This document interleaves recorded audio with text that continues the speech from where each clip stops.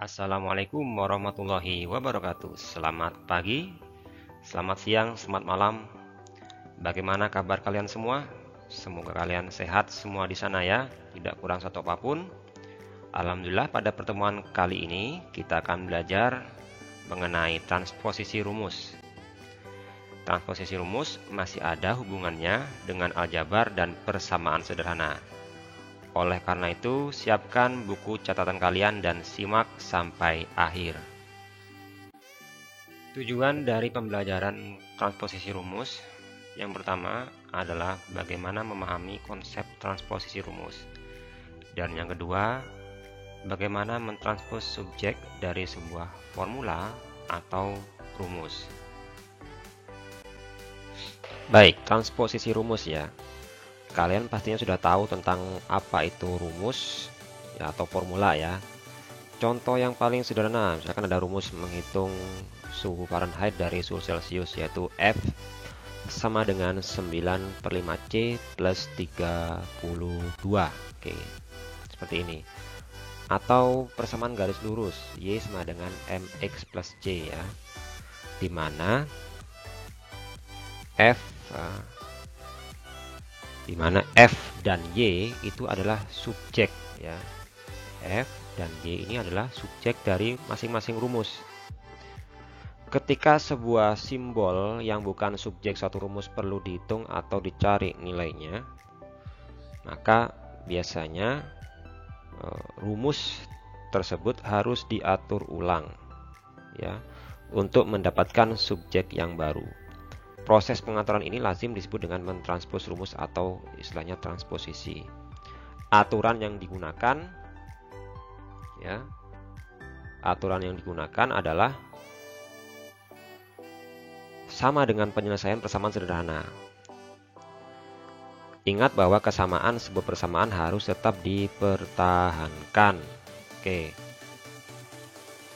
Dia harus tetap dipertahankan.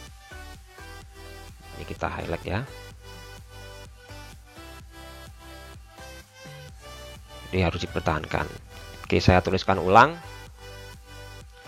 Jadi subjek dari sebuah rumus itu yang pertama ada di ruas kiri. Kemudian posisinya sebagai pembilang. Tandanya positif bukan negatif. Dan yang keempat adalah pangkatnya 1. Pangkat tertinggi adalah 1. Oke, misalkan kita ada rumus sederhana menghitung kecepatan ya. V sama dengan S per T, atau kecepatan sama dengan jarak dibagi waktu, di mana V ini sebagai subjek. Kita lihat V di sini. Ya. V di sini di ruas kiri, kemudian posisinya pembilang, tandanya positif dan pangkatnya 1. Misalnya kita ingin mengubah S sebagai subjek, kita ingin mencari jarak. Ya, bagaimana caranya? Kita lihat di sini. S di sini kan posisinya sebagai pembilang, tanda positif pangkatnya 1, cuma dia ada di ruas kanan, maka kita cing dulu ke ruas kiri ya. Kita cing ke ruas kiri, jadi S per T sama dengan V. Jadi kita tidak merubah tandanya. Kemudian kita pindah T-nya, karena T sebagai penyebut, kita pindah ruas ke kanan menjadi pembilang. Jadi S sama dengan V dikali T. Oke, langsung saja ke contoh soal. Oke ya. Sebelumnya ini kalian highlight ini ya, kalian ingat-ingat ini ya, untuk syarat subjek sebuah formula atau rumus. Oke, berikutnya soal yang nomor 1. P sama dengan Q plus R plus S. R kita jadikan subjek baru dari rumus ini. Kita lihat R sebagai pembilang, iya, tandanya positif, iya, pangkatnya 1, iya, cuma dia ada di ruas kanan. Maka kita pindah ke ruas kiri.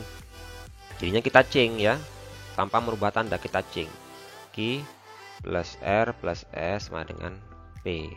Baru kemudian R sama dengan P. Nah, kemudian Q kita pindah menjadi min Q, S kita pindah menjadi min S. Jadi seperti ini, cukup mudah sekali. Contoh soal berikutnya nomor 2. Jika A plus B sama dengan W min X plus Y, maka nyatakanlah X sebagai subjek ya. Oke, di sini X diminta sebagai subjek sedangkan X ada di ruas kanan. Maka kita change dulu ya. Seperti ini. Atau boleh satu persatu. Ya, kita tuliskan lagi sini A plus B sama dengan W min X plus Y. Bagaimana caranya subjek itu ada di ruas kiri dengan tanda positif dan pangkat paling tinggi adalah 1. Oke, di sini min X karena ini negatif, kita pindah aja ke ruas kiri sehingga menjadi A plus B plus X ya sama dengan W plus Y. Baik, kemudian A dan B kita pindah ke ruas kanan. Jadi X sama dengan W plus Y min A min B. Oke. Kemudian yang nomor 3 cukup mudah ini. V sama dengan F dikali lambda agar lambda menjadi subjeknya. Caranya kita change dulu.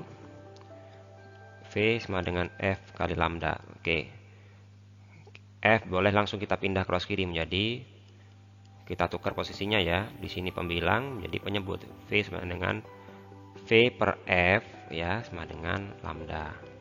Oke, karena syaratnya subjek itu harus di ruas kiri, maka kita ubah menjadi lambda sama dengan V per F. Kemudian contoh soal nomor 4. A sama dengan F per M. Jadikan M sebagai subjek. Oke. A sama dengan F per M. Di sini M ada posisi sebagai penyebut. Maka kalau kita pindah ke ruas kiri menjadi pembilang sehingga menjadi A M sama dengan F. Kemudian A kita pindah ke ruas kanan dari pembilang menjadi penyebut. M sama dengan F per A ya. Kita lihat di sini. Oke. Ini kita pindah A-nya, M-nya kita pindah ke atas.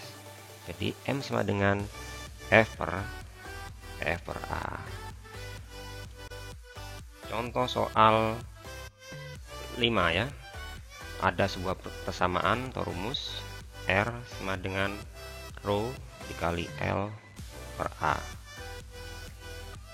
Yang pertama kita jadikan A sebagai subjek. Yang kedua L menjadi subjek. Oke, yang pertama dulu. Yang pertama A jadi subjek, maka A ini harus kita pindah ke ruas kiri. Langsung saja kita pindah ya. Atau kita tukar aja, change. Jadi A sama dengan rho L ya per R. Cukup mudah kan?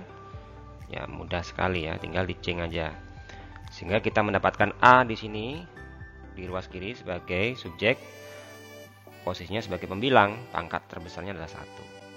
Kemudian R ini kita pindah menjadi seperti ini. Kalau mau langkah-langkah yang lebih lengkap ya, bisa kita seperti ini langkah-langkahnya. Oke, kita analogikan seperti ini.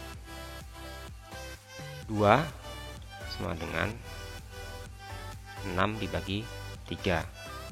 Maka 3 sama dengan berapa?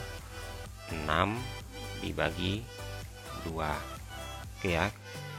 Kita misalkan di sini rho kali L di sini sebagai 6, A sebagai 2 dan R sebagai 3. Sehingga dengan analogi yang di sini ya, 2 sama dengan 6 bagi 3, 3 sama dengan 6 bagi 2. Sehingga A sama dengan rho L per R ya. Jadi cukup mudah. Berikutnya yang kedua, L sebagai subjeknya. Kita lihat di sini rho sama dengan rho L per A. Di sini L sudah sebagai posisi pembilang. Kita pertahankan posisi pembilangnya ya. Gimana caranya? Ya udah kita tukar aja, kita change ya. Ruas kiri ke ruas kanan sehingga rho L per A sama dengan R. Oke. Berikutnya kita pindah row dan per A-nya. Ini kita pindah row per A-nya. Oke, row per A-nya kita pindah menjadi L sama dengan R dikali A per L ya. Jadi seperti itu ya. Maaf, ini ada kekeliruan. Per row, sorry. Per row. Jadi dibalik. Jadi kalau pecahan pindah ruas sama dengan dibalik. Misalnya seperti ini. Setengah kali 4 sama dengan 2, ya kan? 4 sama dengan 2 dikali 2 per 1 ya, dibalik ya. Jadi yang sini 1/2, yang sini 2/1, hasilnya kan sama ya, sama dengan 4. Jadi kalau pecahan seperti ini ya, row per A dibalik ke ruas kanan menjadi A per row, dibalik aja. Jadi pembilang menjadi penyebut, penyebut menjadi pembilang. Jadi seperti itu ya caranya. Berikutnya di latihan 1 ini kalian diminta untuk mentranspose subjek dari formula sesuai dengan yang ada di dalam tanda kurung ya. Contohnya di soal nomor 1 itu kalian diminta untuk menjadikan D sebagai subjek baru dari rumus ya. Pastinya D harus dalam posisi pembilang dan pangkatnya 1 ya, dan nilainya positif. Oke, jadi kerjakan nomor 1 sampai nomor 8 dengan cara transposisi. Baik, berikutnya adalah contoh-contoh yang lebih lanjut ya. Lebih ya bisa dibilang setingkat lebih rumit dibandingkan dengan contoh-contoh yang sebelumnya, karena di sini melibatkan ada aspek penjumlahan, ada perkalian, dan juga nantinya ada perpangkatan ya. Bisa dilihat di sini ada penjumlahan, ada perkalian, ada pembagian, dan di sini juga ada pengurangan ya. Oke, kita coba selesaikan dengan langkah-langkah yang mudah dipahami. Oke, langsung saja di contoh soal nomor 6 ya. Di sini kalian diminta untuk mentranspos sebuah rumus V sama dengan U plus Ft per M dengan F sebagai subjek. Oke, jadi kita tuliskan lagi sini ya. V sama dengan U plus Ft per M, diminta F sebagai subjeknya. Baik, kita lihat di sini. Untuk mempertahankan supaya F ini positif dan posisi sebagai pembilang, maka kita change aja ya, kita tukar ruas kiri ke ruas kanan sehingga menjadi U plus Ft per M sama dengan V. Oke, sekarang kita pindah satu persatu. Manakah yang kita pindah dulu? T per M atau U dulu? Oke, jadi untuk transposisi rumus ini yang kita kerjakan terlebih dahulu adalah yang penjumlahan ya, suku-suku yang penjumlahan, pengurangan, baru kemudian perkalian dan pembagian. Maka yang kita pindah terlebih dahulu adalah ini, saya tuliskan di sini ya. U-nya kita pindah sehingga menjadi Ft per M sama dengan V min U ya, seperti ini. Baru kemudian perkalian kita pindah sehingga menjadi F sama dengan, ini lihat, kita lihat di sini. Di sini ada T per M ya. Maka kalau kita pindah ruas menjadi M per T ya, dibalik. Jangan lupa dibalik menjadi M per T. Jangan lupa karena ini M per T dikalikan ke ruas di suku kanan, maka dengan lupa dikurung menjadi dalam kurung V min U. Oke ya. Jangan ditulis seperti ini ya. Jangan ditulis seperti ini. Ini yang salah.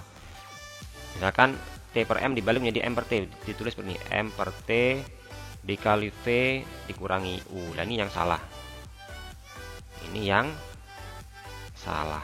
Jadi jangan lupa dikasih tanda kurung. Oke, berikutnya contoh soal nomor 7. Dari sebuah rumus L2 sama dengan L1 dikali dalam kurung 1 plus alfa theta. Buatlah alfa sebagai subjek. Oke, kita tuliskan lagi. Sini ya. L2 sama dengan L1 1 plus alfa theta. Oke, sekarang alfa kita jadikan subjek. Bagaimana caranya kita mempertahankan alfa ini tetap sebagai pembilang? Ini kan sebagai pembilang ya di sini, dan nilainya positif. Maka kita change aja ruas kiri ke ruas kanan ya. Jadi L1 dalam kurung 1 plus alfa theta sama dengan L2, baru kemudian L1 nya kita pindah ya, 1 plus alfa theta L2 per L1 seperti ini ya kan. Kalau contohnya seperti ini kan ini perkalian kan, sama dengan perkalian. Nah, ini kita pindahkan yang L1 dulu. Oke, kemudian kita pindahkan angka 1. Jadi alfa theta sama dengan L2 per L1. 1 kita pindah menjadi min 1 ya. Baik. Kemudian kita pindah theta. Theta di sini kan perkalian ya, jadi pembilang jadi penyebut, sehingga kita kerjakan di atas ini ya. Alfa sama dengan L2 per L1 min 1 dibagi dengan theta. Oke, boleh ditulis seperti ini. Boleh juga ditulis seperti ini. Alfa sama dengan seper theta dalam kurung L2 per L1 min 1. Oke. Atau boleh juga dijabarkan menjadi seperti ini. Alfa kita distribusikan ya terhadap pengurangan, perkalian ke pengurangan. Jadi L2 L1 per L1 theta min 1 per theta. Boleh seperti ini, boleh seperti ini, boleh seperti ini. Jadi bisa punya 3 hasil. Ini cuma hanya beda penulisan saja ya. Jadi seperti itu. Contoh soal nomor 8. Di sini ada sebuah persamaan K sama dengan setengah mv kuadrat ya. Kita menjadikan V sebagai subjek. Kita lihat di sini V sudah sebagai pembilang, tandanya positif, namun pangkatnya 2. Oke, sekarang kita change aja kalau sudah posisinya seperti ini. Kita change ruas kiri ke ruas kanan sehingga menjadi setengah mv kuadrat sama dengan K. Baik, yang mana yang kita pindah terlebih dahulu? Apakah setengah M atau pangkat 2-nya? Oke, urutannya dibalik ya, kita pindah yang perkalian dulu. Jadi setengah, kemudian M, baru kemudian pangkat. Jadi seperti ini. V kuadrat sama dengan setengah kita pindah menjadi 2/1 atau menjadi 2 kali K. Kemudian M di sini pembilang, kita pindah ke ruas kanan menjadi penyebut, menjadi 2K per M. Baru kemudian pangkat 2-nya kita pindah menjadi akar. Jadi V sama dengan akar 2K per M. Oke ya, seperti ini. Cukup mudah sekali. Berikutnya contoh soal nomor 9. Z kuadrat sama dengan X kuadrat plus Y kuadrat. Kita menjadikan X sebagai subjek. Oke, di sini X posisi pembilang dan tandanya sudah positif, maka kita pertahankan dengan cara kita pindah aja ruas kiri ke ruas kanan. Jadi X kuadrat plus Y kuadrat sama dengan Z kuadrat. Oke ya, kita pindahkan yang penjumlahan dulu. Jadi X kuadrat Z pangkat 2 atau Z kuadrat dikurangi Y kuadrat. Baru kemudian pangkat 2 dari X ini kita pindah menjadi akar, sehingga X sama dengan akar Z akar dari Z kuadrat min Y kuadrat. Oke, seperti ini ya. Jangan sampai ini disederhanakan lagi menjadi X sama dengan akar dari Z kuadrat Z, akar dari min Y kuadrat menjadi min Y ya. Ini keliru ya. Ini keliru. Jadi cukup sampai di sini saja. Oke ya, jadi seperti itu. Baik, di sini soal nomor 10 ya. T sama dengan 2pi akar L per G. Baik. Sekarang kita lihat G di sini posisinya sebagai penyebut. Ya, jadi kita tidak perlu memindahkan ke ruas kiri. Kedua ruas ini tidak perlu kita change keseluruhannya. Karena nantinya kalau G kita pindah ke ruas kiri otomatis jadi pembilang. Baik, di sini ada 2pi akar L per G, maka yang kita kerjakan dulu adalah yang 2pi-nya. 2pi kita pindah ke ruas kiri menjadi T per 2pi. Baru kemudian akarnya nanti yang kita pindah. Oke, akar kita pindah ruas kiri menjadi kuadrat. Jangan lupa dikurung dulu ya, seperti ini. T per 2pi ya, kuadrat L per G. Kemudian kita kuadratkan yang ada dalam kurung ini jadi T kuadrat 4pi kuadrat L per G. Sehingga kita bisa mencari G-nya sama dengan, ini kita pindah ruas ke sini ya. G T kuadrat per 4pi kuadrat sama dengan L. Baru kemudian T kuadrat per 4pi kuadrat kita pindah ke ruas kanan menjadi G sama dengan, kita balik 4pi kuadrat per T kuadrat L. Oke, seperti ini ya. Oke, berikutnya yang nomor 11. Nomor 11 di sini adalah V sama dengan 2 per 3 pi R pangkat 3. Kita pindah R menjadi subjek. Kita lihat di sini. R sebagai pembilang. Pangkatnya 3 tapi tandanya positif. Dan posisi sebagai pembilang. Maka kita change ya, kalau sudah seperti ini. Posisi pembilang kita change menjadi seperti ini. 2 per 3 pi R pangkat 3 sama dengan V. Oke, kita kerjakan yang perkalian dulu. 2 per 3 pi kita pindah menjadi R pangkat 3 menjadi 2 per 3 kita pindah menjadi 3 per 2 V. Kemudian pi kita pindah ruas menjadi penyebut, menjadi pi-nya di bawah seperti ini. Kemudian pangkat 3-nya kita pindah menjadi akar pangkat 3 dari 3 per 2 V per pi. Oke, seperti ini ya caranya. Baik, di latihan yang kedua silakan kalian kerjakan ya. Di sini soal-soalnya lebih rumit daripada soal di latihan 1 karena ada beberapa kompleksitas ya. Jadi ada perkalian, pembagian, penjumlahan, pengurangan dan juga ada dalam bentuk akar. Tetap perhatikan urutan prioritas dalam mengerjakan soal transposisi rumus. Itu kebalikan dari soal aritmetika. Jadi yang kita kerjakan dulu adalah soal-soal penjumlahan, kemudian perkalian, perpangkatan, baru kemudian terakhir yang di dalam kurung. Oke. Di latihan 3 juga sama seperti latihan 2. Kemudian di latihan 4 ini ada soal-soal pengayaan ya. Ini nanti juga contoh penerapan formula atau rumus di soal-soal seperti di kimia, kemudian ada di fisika juga ya. Nanti kalian diminta untuk menyelesaikan nilai dari suatu variabel atau subjek dari rumus tersebut. Baik, demikianlah materi transposisi rumus ya yang telah saya sajikan. Semoga kalian bisa memahami materi yang saya sampaikan. Saya akhiri, wassalamualaikum warahmatullahi wabarakatuh. Sampai jumpa.